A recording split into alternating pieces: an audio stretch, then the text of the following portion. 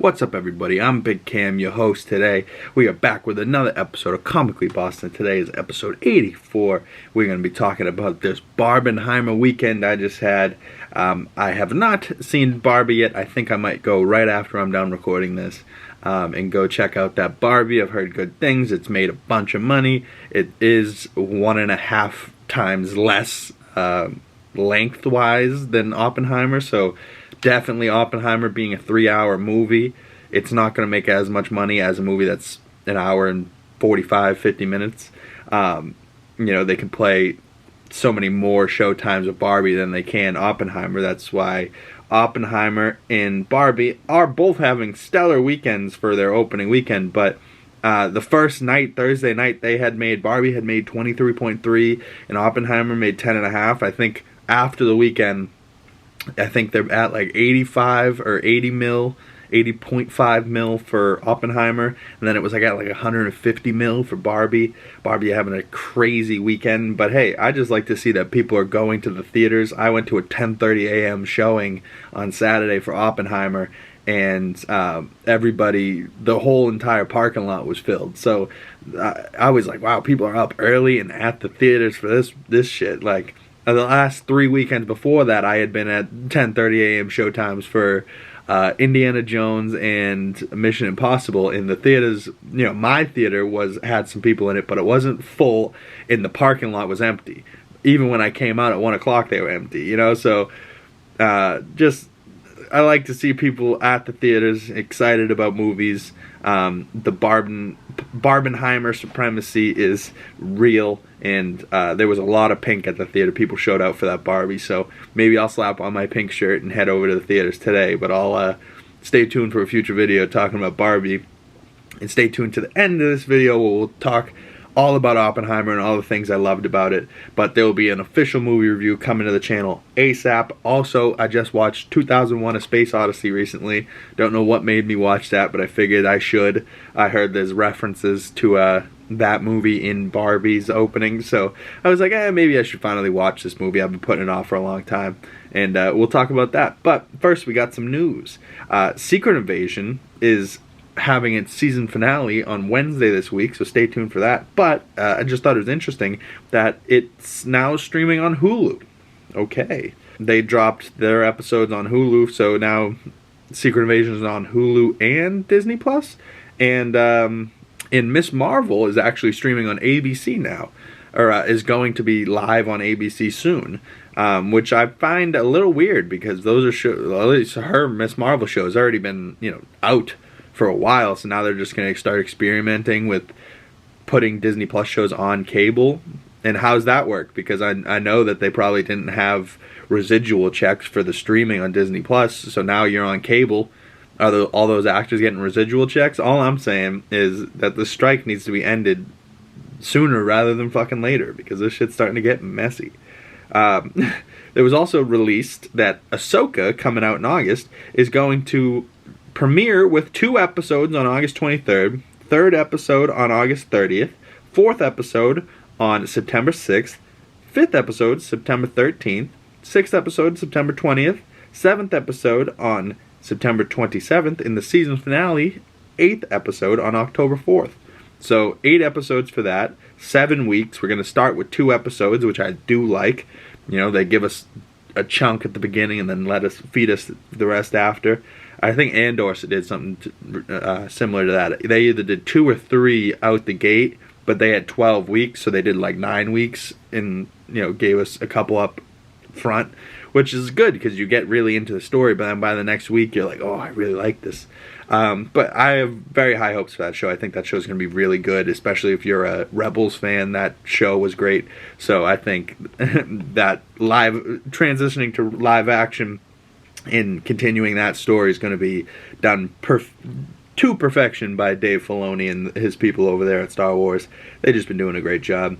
Also, over the weekend, there was a trailer released, a story trailer for the Spider-Man 2 video game, where we see images of Mr. Negative with long hair. Everyone was like, who the fuck this guy? This is Mr. Negative from Spider-Man 1. He was clearly in jail. He was the one that bombed Mayor Osborn's campaign and killed Officer Davis, which is Miles' dad. So that's going to be a big part of the story, I think. Miles now has grown hair.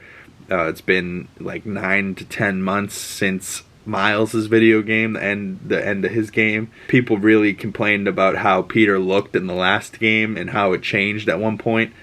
I do really like the face model here. Peter's a server. He's wearing a suit. Okay. Hopefully we're going to get some more Peter missions in this. His face does look great, though. I do think he looks quite good. Every time I see the symbiote suit, it does look fantastic. The new Mary Jane, oof, I think she looks so much better. I didn't think she looked terrible in the Spider-Man video game, but I did hate, and by hate I mean hard H, hate the Mary Jane missions where you're just like tiptoeing around, like you have to be stealthy. They get a little bit better once she gets a stun gun. You can actually take people out. But like for a little bit, you're like just walking around, just like if you get caught at all or they see you, you're just like, you get caught and then you have to start back at the beginning. Terrible missions. Like it's Spider-Man. The game is called Spider-Man, not Mary Jane, right? Like we love Mary Jane, but we don't want to play missions as her. Like if anything, we can watch her do shit and like we're up above taking people out for her. Like I don't know. I see what they were trying to do. They're trying to make it more dynamic, and at one point you're controlling Spider-Man, making him take out people. It's not terrible, but it's not the best part about those games at all. And I do see this one point here where Mary Jane's hiding behind this door, and Peter in his symbiote suit is coming in. So definitely shot great with the red in the background on the suit. And, she's hiding behind the door, so hopefully that doesn't mean that we're getting more MJ missions, but if we do, I won't be mad. At least she looks better, and we got the symbiote suit, so that should, like, add certain elements to this game where he's going to be aggressive and angry, and she's going to be like, Peter, this isn't you, you're not being yourself. Then Miles has to, like, fight Peter to, like, bring him back. Then Venom's obviously going to probably end up on Eddie Brock or Harry Osborn, and then it's going to be in the streets fucking screaming. I don't know, that game looks sweet. October 20th, cannot wait for that game. Also, there was a new poster and a new trailer dropped for the Marvels movie, and they throw the Miss Marvel S on the Marvel Studios title logo, and you got a new poster here. I honestly, for some reason, at first I hated the idea of this movie. I was like, the Marvels, who cares? Like, Captain Marvel was alright, but like we need to basically see this all over again. But since seeing the trailers, I've actually become excited for this movie because I think the idea is pretty good, right? Like involving these three great women, and every time one of them uses their power, it transports a different one of them into their place and the other one to their place. So I just think that idea is cool. Like the three of them, when they use their powers, they're going to be teleporting. So one has to use their powers, and then the other one has to teleport into their place, use their powers, right? Like it's going to be just crazy seeing them popping all over the place. I think it's going to be a CGI fest for sure between all their powers, but they've had a long time for this movie, so hopefully it looks really good. Obviously, we see Samuel Jackson, Nick Fury headlining the poster in the front there with his Flurkins. Is that Goose front and center? But now Goose has a family. 3 on the left, 3 on the right. I don't know. We're going to have a whole flock of Flurkins? Say that 3 times fast. You got a flock of Flurkins? But either way, this other poster was really cool.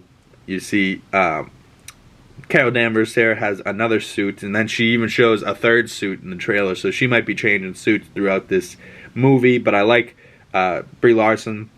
Her hair in the trailer looks great. She's smiling at one point, which the first movie she like never smiled because one dude on the internet told her not to. And I'm like, listen, just because some idiot on the internet told you to do something and you are petty and you out of spite just didn't because of that guy, who cares, right? Like, I would rather see my characters on screen happy, than just be like stern the whole time. Like, okay, fucking loser. But Monica and Iman Vellani, Kamala Khan, I don't know. I think the three of them together are going to be a interesting dynamic. And then definitely seeing Monica Rambeau and Carol Danvers. You know, they hadn't been talking in WandaVision. There was this whole like, don't talk about my auntie Carol.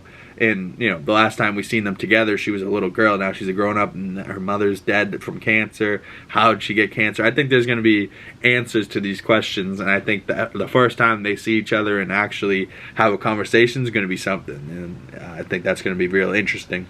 Let's get into Oppenheimer. I thought this movie was great. It is a phenomenal movie. Some of the visuals are insane. Robert Oppenheimer, this one image here on the American Prometheus, he's smoking the cigarette, he's got these bright eyes, even though it's black and white. Seeing this picture of Cillian Murphy next to him, he looks so much like Oppenheimer. And just like this 1,000-yard stare that Cillian Murphy had the entire movie, you know, like every time they'd cut to him, he'd just kind of be lost in the distance, you know what I mean? Like, and you could just feel that this man, no matter where he was looking, it wasn't what he was looking at. What he was seeing was these images in his head, just explosions, and what could have happened and what could happen from doing what he's doing, and then they do it, right? And it's so crazy to think about that. This was like, what, 1940s, 1950s? It's been 50, 60, 70 years since this happened, and this is real events, you know, like we really dropped bombs in the world on Hiroshima and Nagasaki. Like, I really thought for a second, because we only saw the one explosion, the testing, but I really thought we were going to see Hiroshima and Nagasaki, if not seeing what Oppenheimer envisioned it as. But they, you know, decided against showing all those deaths. They just talked about all the deaths. But I thought it was really interesting that they were like, why didn't they just drop one? And they were like, and Oppenheimer was like, no, just drop one. And he was like, no, you drop one to let them know that we can do this. We drop two to let them know that we can continue to keep doing this if they do not stop. Which, like, and to be fair and to be brutally honest, we dropped those two bombs and the entire world has not dropped a bomb since, right? Like, it's been 70 years. No wars other than, you know, Ukraine, and I stand for Ukraine, you know, but like a world war. There hasn't been world war since this shit. Like, there hasn't been I just think it's crazy that like technology was what it was at in 1950s. I guarantee we have much bigger bombs and much bigger shit somewhere, and they're testing it somewhere. It's got to be happening. I heard that there was a bomb explosion underneath the water recently that caused like a 3.1 earthquake somewhere. Like, so there's definitely shit going on, and the government's not telling us everything. But all I'm saying is these nuclear explosions, ever since those two were dropped, regardless if the technology's been done, nobody's done it to another civilization since. So this whole events of this man Oppenheimer and the Manhattan Project and everything that they did to build these bombs, it all changed the world completely. Like, we are in now a nuclear age of time and space, and wherever we are, this movie just had so much happening in it. Like, just how they depicted Oppenheimer, and then seeing Albert Einstein in this movie was crazy. I didn't realize, you know, everyone knows the name Albert Einstein, knows the man, knows what he looks like with the mustache, the crazy hair. We all know Einstein, but seeing Einstein in a movie, I don't think I've ever seen Einstein in a movie depicted, you know, 1940s, 50s, whatever, of a man actually having a conversation with the actual Albert Einstein alive. Like, and, you know, Robert Downey Jr. as Strauss in this movie was great. I like how they did the color versus the black and white, and they kept flipping back and forth. But it was followable. Like, it wasn't, you know, like you weren't taken out of the movie. Every time it was black and white, you were like, oh, this is what Strauss is seeing. And then every time it was color, it was like, all right, this is what Oppenheimer's seeing. And then sometimes you saw Oppenheimer in black and white. Then sometimes you saw him in color. And then you could really see the perspectives on whose perspective it was. You know, Oppenheimer trashes Strauss in this one conference in front of everybody. He gets embarrassed and then he ruins the man's life. Standouts in this movie for me, acting-wise, there was a ton of great actors. Obviously, Cillian Murphy needs to get an award. Aldrich, I think it's Aldrich Endrich. I'm sorry if I butchered his name, but the guy that played Han Solo in the Solo movie, he was awesome. Every time he was on screen, I loved him in this movie. Florence Pugh, selling note for this movie. Florence Pugh bears it all a little bit in this movie, and she looks fantastic as always. But every time, she wasn't on the screen a ton, but when she is, it's like impactful. You feel her there. You're like, damn. And then when she's gone, you're like, damn. You know, like her impact is felt. But there's, you know, I thought it was hilarious. At one point, she's sitting in the chair naked, and she had been naked in a scene or two before this, and then all of a sudden they cut to Oppenheimer naked in the chair, and it's just Cillian Murphy with his leg crossed over his junk, smoking a cigarette. And I'm like, wow. Like, okay, don't stand up. We're about to get full frontal of Oppenheimer, but I like that they showed so much of this man's life, because the movie's not called The Nuclear Bomb. The movie's called Oppenheimer, right? Like, so we're following this character and this man's story of his life, and how he went from almost killing his professor because he was mean to him, and then stopping the apple from being eaten because he had put something in it, some type of poison that was definitely going to kill this man. Kenneth Branagh was in this movie. Like, there's just so much going on, but like the specific scenes that I loved from this movie was the testing scene, right? All of a sudden the bomb goes off, you think it's about to be a huge explosion immediately. That's not how explosions work, right? Like, you see the explosion and the sound wave hits you after the fact. So the bright light, like, just how they showed it, how they depicted it, and all of a sudden just the, you know, like it wasn't just a boom, it was a boom, you know, like a shockwave. It blew your ears apart. Like, and if you weren't expecting it, because it came later, right? Like, at first the whole movie theater went dead silent, right? And everyone was experiencing just this, you know, like, you just see the flames, and apparently every part of this movie was captured in camera. Shocking to me, because this shit in this movie, I'm like, how did they capture this? This is insane. Like, this is absolutely insane that, you know, they were able to capture this in the way that they were. Like, oof.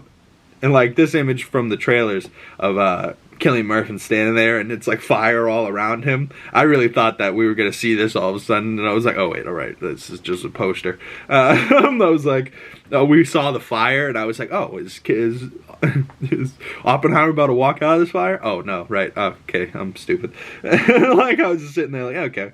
But Christopher Nolan, man, I think he's going to win some awards for this movie, and I gave it a good score. I think my only gripe was it was 3 hours. And I've sat through 3-hour movies. You know, the Batman movie, I sat through that whole movie, loved it, and that movie flew by. And, you know, another 3-hour movie I've probably seen recently was Avatar: The Way of Water. And that movie, I sat through the whole thing, never peed once. This movie, I went pee twice. And I ran out, you know, I just waited for a scene that I felt was going to be quiet and long. And they were just sitting there slowly talking. I was like, all right, lean over my buddy Bana that I went with. I'm like, all right, buddy, let me know what happens. I'll be right back. And I sprint to the bathroom, go pee real quick, run back. I was like, God, I've never peed so much in a movie theater in my life. But it was just 3 hours, but it was a long 3 hours. You know, like, it was like you felt every minute of that 3 hours. Even though the movie is great. You know, it just is a lot of dialogue. It's not like it's an action movie where 3 hours of Avatar, there's so much things happening. There's CGI, there's beautiful things happening all over the place that you're just fascinated, and time's flying by and you don't even realize it. You're just like, wow, look at these Na'vi people. You know, that's just my one gripe with the movies. I think it's incredibly long. It's very heavy. You know, I left the theater and I had no appetite. You know, we were supposed to go out to lunch after. Had no appetite. Didn't eat the entire day. It was just kind of like the only thing I could think about was this movie and just the events that perspired to happen in the real world, and then also happened in this movie, and how all these actors came together in this movie, and just the ending. Like, not every movie ends good. You know, like not every movie has a good ending. I feel like some movies have garbage endings, and you're like, oh man, this whole movie was good, but then the way it ended sucked. So movies that have really good endings and fulfilling endings, and you leave satisfied and being like, oh, that ending, oh, so good.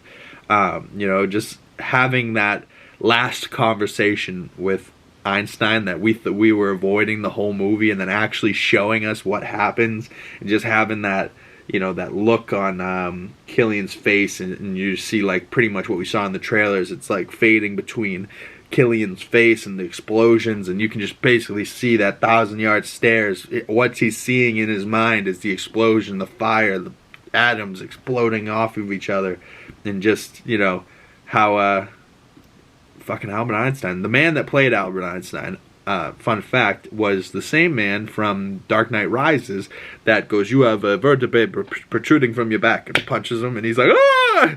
And then Bruce asks, "What are they saying?" And he goes, "Rise." You know, like, he's that same old man that was in that prison cell. So good on him, because I couldn't tell if this was Einstein or not. Like, this guy, to me, was Albert Einstein. I was like, Albert, cool. Like, fucking, just like his accent, his look, like, you bought it. You were like, this is Einstein. Like, I just thought that was really freaking cool to see Albert Einstein in a movie and actually, like, time depicted well.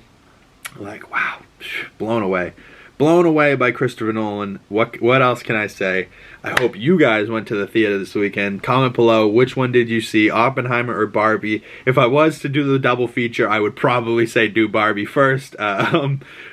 After doing Oppenheimer, I didn't want to do a thing. So, I was going to go Sunday, and then the movie theaters were all sold out. So I was happy to see that.